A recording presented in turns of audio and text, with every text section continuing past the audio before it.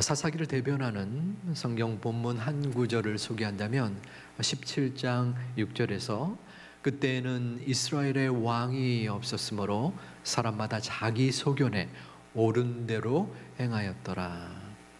그 나라에 왕이 없었던 것이에요. 왕정이 세워지기 전의 시대였습니다. 나라의 지도자가 없으니까 내가 왕이다 라고 생각하여 내 생각대로 모든 것을 결정하고 실행했던 상황이었습니다.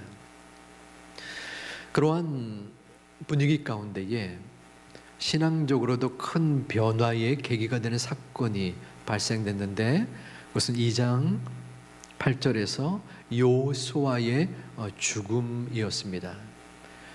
여호수아는 하나님의 신실한 종이었습니다. 이스라엘 백성이 출애굽을 할 때에 그때가 1세대였고 광야에서 태어난 세대가 출애굽 2세대였습니다. 1세대는 가나안을 못 들어갔고요. 2세대가 그 가나안에 입성을 했어요. 그때에 여호수아가 함께 이끌고 간 위대한 지도자였던 것이죠. 그 후 세월이 흘러서 이 여호수아와 당대의 세대 사람들은 죽음을 맞이합니다. 이후에 새로운 세대가 출현하게 된 것입니다. 이 세대들은 혜택을 많이 받았습니다. 여호수아가 빼앗았던 그 땅을 유산으로 받게 되었고 또 주변의 사람들, 나라들과 우호적인 관계를 맺었던 그러한 혜택도 누리게 되었습니다. 물질의 도움 그리고 문화적으로도 좋은 은덕을 받았고 무엇보다도 그 부모가 겪었던 생고생을 하지 않을 수 있었던 그러한 세대가 바로 이 3세대였습니다. 그런데 모든 것이 풍족했던 그들에게 부족한 것이 있었습니다. 없는 것이 있었어요. 그것은 신앙이었습니다. 사사기 2장 10절에서는 그들의 신앙 없음을 이렇게 표현합니다. 그 세대의 사람도 다 그 조상들에게로 돌아갔고 그 위에 일어난 다른 세대는 여호와를 알지 못하며 여호와께서 이스라엘을 위하여 행하신 일도 알지 못하였더라. 여기서 다른 세대라고 말합니다. 부모와 할아버지 할머니가 맺었던 그 신앙과 완전히 다른 그러한 세대가 생겨나게 된 것입니다. 그들은 외면적으로는 그들의 1세대, 2세대의 조부모, 부모와 같았지만 그들의 마음과 생각은 신앙과 떨어진 그러한 다른 세대였던 것입니다. 이들 세대는 하나님을 알지 못했습니다. 그리고 하나님의 행하신 일도 깨닫지 못했습니다. 어떻게 애굽에서 그 모진 400여 년의 노예 생활을 떨치고 벗어났는지, 어떻게 그 40여 년 동안 길고 험난한 광야의 여정을 하나님이 이끌어 오셨는지, 적과 꿀이 흐르지만 거인들이 도사리고 있는 그 가나안 땅을 어떻게 입성했는지 그들 다른 세대들은 알 수가 없었습니다. 하지만 그들이 완전히 하나님을 알지 못한 것은 아니었습니다. 오늘의 교회와 해당되는 회막에 그들은 출석하면서 하나님을 믿었습니다. 하지만 그들은 기회주의적인 신앙을 가졌습니다. 조금 전 사사기 2장 16절에 자기의 소견대로 옳은 대로 행했다라는 사사기 전체의 분위기가 여기에도 해당되는 것입니다. 그들의 마음속에 옳은 대로 필요할 때만 하나님을 믿었던 것입니다. 마치 알라딘의 요술 램프에서 나오는 거인 지니처럼 내가 하나님을 이용하여 활용하여 나의 유익을 취할 수 있으리라라는 생각을 가졌던 겁니다. 그 다른 세대가 저질렀던 대표적인 악은 바로 우상 숭배였습니다. 그들은 하나님도 믿었고 또한 이방 우상도 믿었던 소위 양다리의 신앙이었습니다. 그러다가 어느 때가 되어서 나의 필요와 또한 감정, 그 생각에 비추어서 결정을 했습니다. 이방 신을 선택한 것입니다. 그 신은 바알과 아스다롯이었습니다. 두 신은 서로 남녀 파트너 신인데 풍요와 번영의 상징을 뜻합니다. 하나님이 이러한 이스라엘 다른 세대들을 굉장히 싫어하셨습니다. 그래서 12절 말씀에 진노하심을 나타내고 있습니다. 애굽 땅에서 그들을 인도하여 내신 그들의 조상들의 하나님 여호와를 버리고 다른 신들 곧 그들의 주위에 있는 백성의 신들을 따라 그들에게 절하여 여호와를 진노하시게 하였으되, 하나님의 진노는 15절 말씀에 재앙으로 나타납니다. 그들이 어디로 가든지 여호와의 손이 그들에게 재앙을 내리시니, 어디로 가든지 전쟁을 위하여 가든지 밭에 곡식을 따러 가든지 이스라엘 땅 어느 곳에 가든지 그들에게 재앙을 내리겠다라고 하나님의 징벌을 선포한 것입니다.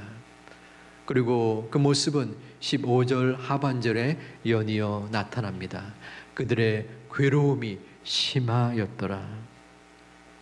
여기서 괴로움이 심하였다라는 원어의 야차르는 마음이 묶여졌다라는 뜻입니다. 그들의 마음이 묶여져서 고통이 심한 상황을 지금 설명하고 있습니다. 그런데 이 마음이 묶여진 이 동사의 형태가 미완료형입니다. 미완료형이라는 것은 한자 아니델미, 아닐미를 써서 완료되지 않았다라는 뜻이죠. 미성숙, 그러면 성숙되지 않은 것처럼 미완료는 완료되지 않음, 계속 이어진다는 것입니다. 결국에는 그들의 괴로움, 마음이 묶여지는 큰 고통이 일순간에 끝나는 것이 아니라 끝까지 계속되는 아픔을 지금 다른 세대는 경험하고 있는 것입니다. 마음이 묶이는 것이 뭐가 그렇게 고통일까요? 라고 질문을 할 수 있습니다. 마음이 묶이는 것 자체는 괴로움이 아닙니다. 그런데 무엇에 묶이느냐가 중요합니다. 우리 인생을 가름하는 관건은 바로 우리의 마음이 무엇에 묶이느냐에 있습니다. 다른 세대는 바알과 아스다롯에 묶여 있습니다. 그 신은 풍요와 번영의 신입니다. 내 자신의 만족, 내 자신의 유익을 추구하는 마음이 그들 가운데 있다는 것이죠. 그것은 잘못된 욕망입니다. 욕망은 욕심입니다. 욕망은 끝이 없습니다. 욕망은 또 다른 욕망을 낳습니다. 욕망에 한번 물들기 시작하면 계속 또 다른 욕망을 추구합니다. 이전의 욕망보다 더 큰 욕망을 탐닉하게 됩니다. 함몰되며 결국에는 중독으로 이어지는 것입니다. 알코올 중독, 게임 중독, 도박 중독 등 모든 중독이 같은 맥락입니다. 처음에는 사람이 자신의 즐거움을 위하여, 스트레스 해소를 위하여 술을 먹습니다. 반복되고 지속됨으로 말미암아 욕망의 마음이 생깁니다. 탐닉이 생깁니다. 결국에는 함몰이 되어서 중독에까지 이르게 됩니다. 처음에 사람이 술을 먹었다면 나중에는 술이 사람을 먹게 되는 형국이 되는 것입니다. 도박도 마찬가지고 게임도 마찬가지입니다. 우리의 마음이 무엇에 묶여 있느냐가 중요합니다. 내가 마음먹은 이 마음을 조정할 수 없고, 내가 마음에 묶여진 이 부분이, 그것이 만약에 일이거나 도박이거나 중독이거나 쇼핑이거나 그렇다면 그것은 그 것에 내 마음이 묶여진 것입니다. 그 상황이, 그리고 그 부분이 나를 주장하고 나를 움직이고 내 생을 인도하는 것입니다. 그러므로 마음의 묶여짐을 우리는 다시 한번 고민하고 점검해야 합니다. 나는 무엇에 묶여 있는가? 바알과 아스다롯에 묶여 있는 그 이스라엘의 다른 세대를 바라보면서 어떠한 마음이 드십니까? 야, 어찌 하나님이 불과 400년도 아니고 30년, 40년 전에 임했던 그 하나님을 조금 지났다고 멀리하고 또 배신하고 이방신을 섬기는가 하는 마음, 또 판단, 공격적인 생각이 우리들 가운데 들 수 있습니다. 하지만 이스라엘의 이 다른 세대가 혹시 우리들의 자녀, 우리들의 다음 세대는 아닙니까? 이 땅에서 성취와 성공을 주도하고 좀 더 잘 먹고 잘 살기를 바라는 마음 속에서 모든 목표를 그곳에 두고 나아가는 세대. 하지만 그 목표에 도달하기에 실패를 종종 경험하고 그 실패 가운데 실망과 좌절 속에 널브러져 있는 세대가 바로 우리의 자녀들은 아닙니까? 우리의 마음속에 아쉬움과 안타까움을 간직하며 또 하나님은 그들을 바라보며 무엇을 생각하실까요? 하나님이 원하시는 것은 그 다음 세대가 바알과 아스다롯이 아니라 하나님의 말씀에 묶이기를 원하십니다. 하나님의 말씀에 묶이는 다음 세대는 그 마음에 하나님의 뜻을 바라보게 됩니다. 이 땅에서의 성공이 최고의 목적과 우선이 아니라 하나님의 뜻을 섬기고 하나님의 은혜 속에 거하는 것이 가장 최우선임을 확신하며 나아가게 됩니다. 그것이 하나님의 말씀에 묶인 다음 세대입니다. 그러므로 우리는 기도해야 합니다.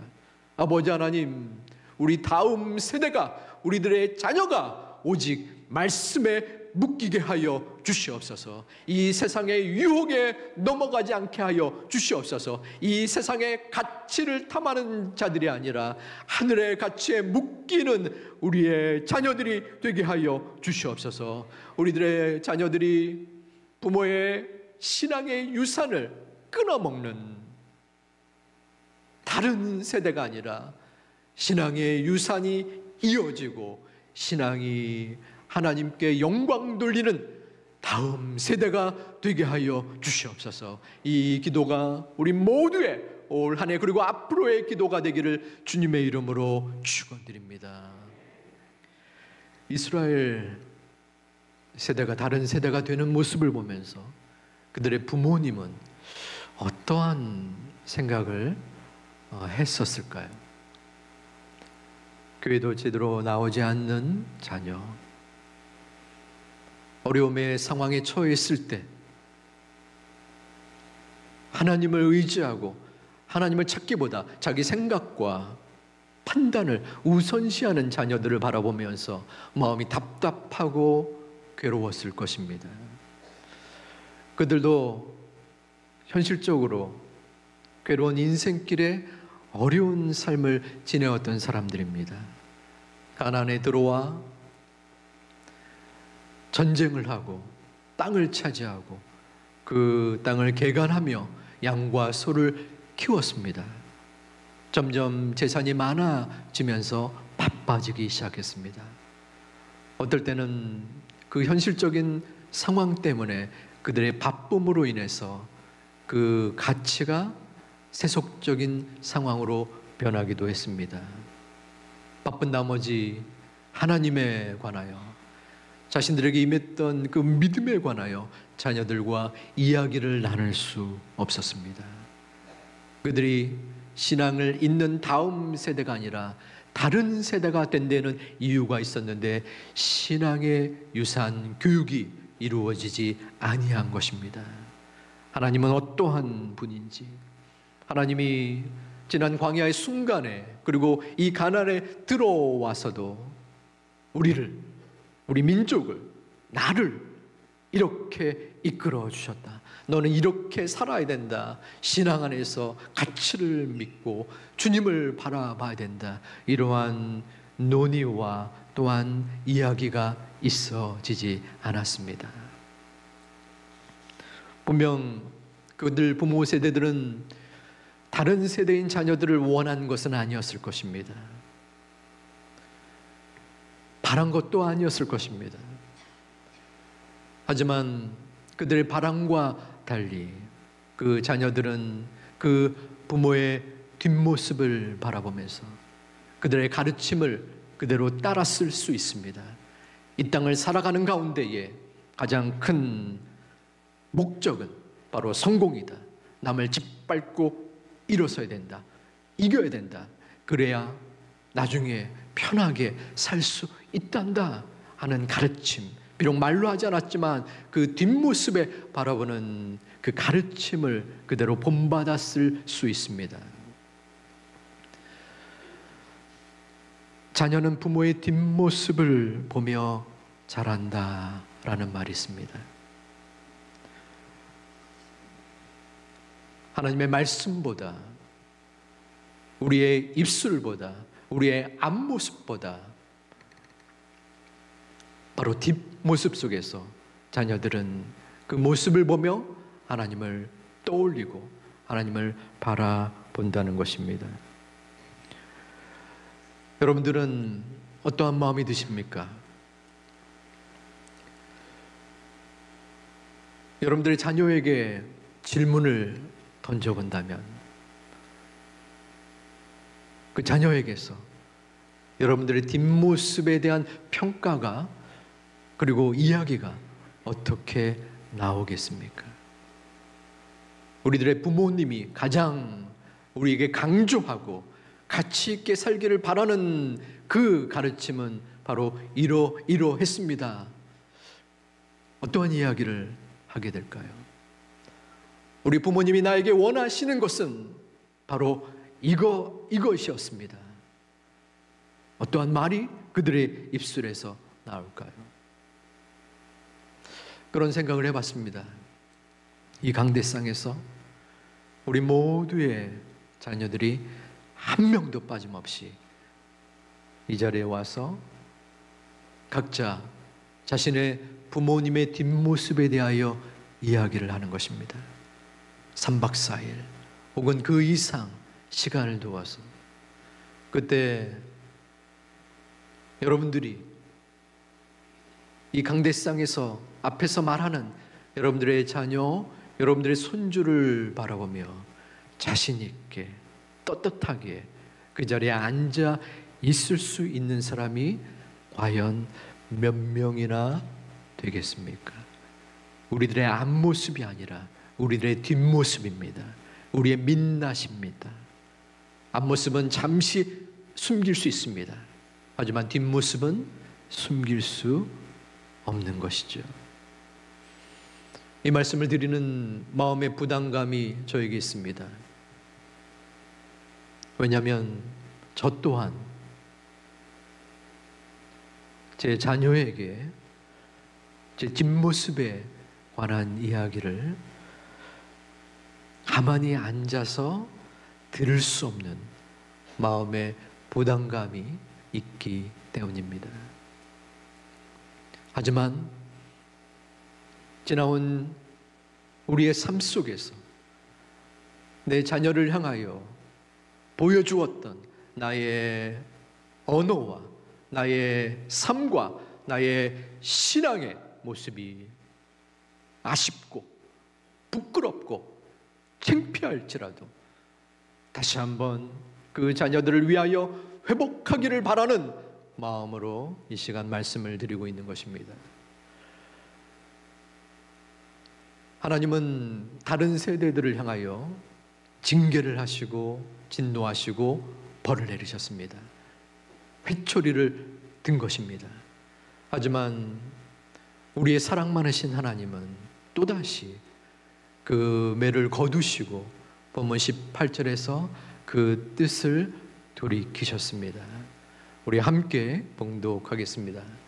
그들이 대적에게 압박과 괴롭게 함을 받아 슬피 부르짖음으로 여호와께서 뜻을 돌이키셨음이거늘.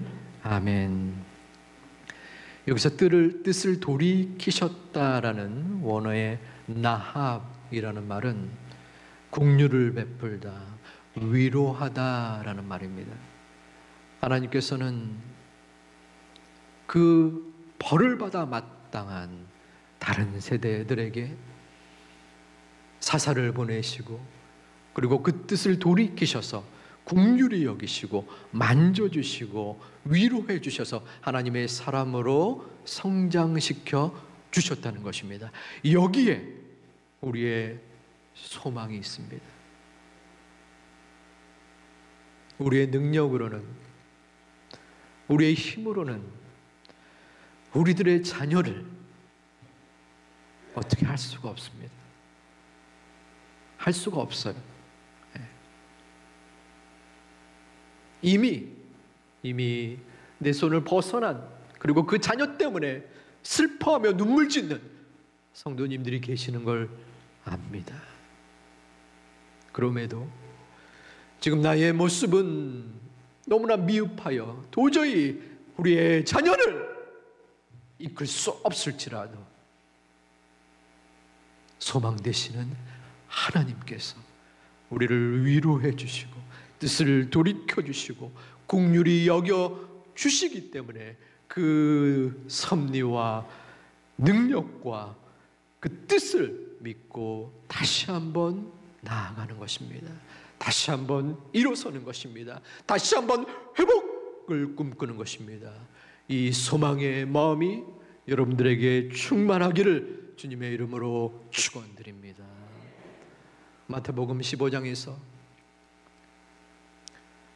한 귀신 들린 딸을 고쳐달라는 한 여인의 울부짖음이 있었습니다. 주여 나를 불쌍히 여겨 주옵소서. 예수님은 주인에게 돌아가는 떡을 개들에게 던짐이 마땅치 아니하다라는 모욕적인 말씀을 하셨습니다. 하지만 그 여인은 굴복지 아니하고 개들도 주인의 밥상에 부스러기를 먹나이다 말씀 말하였습니다. 물론 그 여인의 믿음이 있었지만 저는 부모이기에 자식이기 때문에 그 절망과 모욕을 참고 견디었다라고 생각합니다. 우리는 또다시 기도해야 합니다. 아버지 하나님, 우리의 자녀, 다음 세대를 불쌍히 여겨 주시옵소서. 우리를 불쌍히 여겨 주시옵소서. 하나님께서 그들을 만져주시사 그들이 하나님의 말씀에 묶이게 하여 주시고 이 땅의 가치를 따르는 것이 아니라 하나님의 가치를 우선적으로 나아갈 수 있는 하나님의 자녀들이 되게 하여 주시옵소서. 하지만 여전히 우리의 마음속에 바알과 아스다롯이 있습니다.